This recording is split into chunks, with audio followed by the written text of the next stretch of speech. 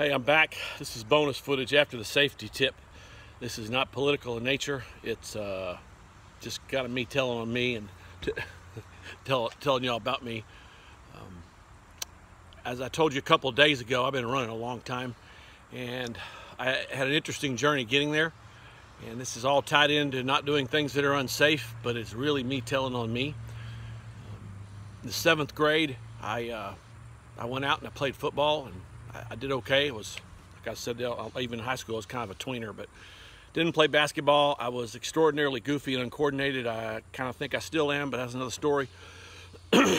Not good with my hands. Y'all, everybody who knows me knows that. But so spring came around, and Mom got tired of me sitting around the house and spending all my time chasing girlfriends and goofing off and watching Gilligan. So she said, "You go out for track." And I kind of wanted to. My friends were out. My best friend Jim Tucker was on the track team, so I went out, and Coach Mickey Goins and Coach Jimmy Funderburk let me on the team. I'll quick divergent there.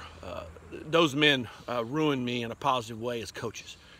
Coach Funderburk and Coach Goins were excellent coaches. They set a standard that only a handful of other people met in my life as far as what coaches do.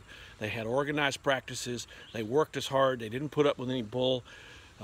They really didn't have to run anybody off because it was so hard, the weenies would quit. That was my outside voice. The people who couldn't take the hard work would quit. So anyway, I went out on the track team, and I was not fast enough to be a sprinter, and I hadn't really been a distance runner. I hadn't run at all. So I was on a team, but they didn't let me run. I'd go to the meets, and I'd watch my friends run. I'd watch Robert Gaines and Ezel Kennebrew and Keith Joyner and Jim Tucker, and I'd watch all these guys run, and watch Lewis McGee and Harold Scheffler run the mile and the half mile.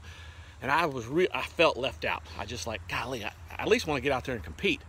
So the season got over, and I was kind of angry. And one day in late May, I said, dawned on me I had a year to get ready for this. I wanted to run track the next year. I was going to play football, but I really wanted to run track too. So I started running. I left the house one day. I put some Chuck Taylors on. This was before we had Nike around here. Put some Chuck Taylors on, and I took off running, and I ran to the Leesville Fire Tower. And I made it, and I came back.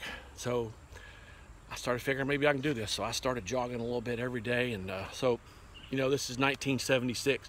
Weren't a lot of people running around here. People would stare at me kind of like those old men did on the porch when Forrest Gump was running.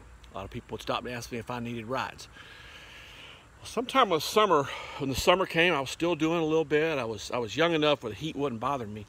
And so I saw an advertisement for this movie called Rocky. And I said, Rocky's running in sweats. Maybe I should run in sweats. So I got a pair of blue sweats. I don't know how I had blue sweats. They were ugly as a school bus wreck. They were just terrible looking. So I got a pair of blue sweats, and I started running in them.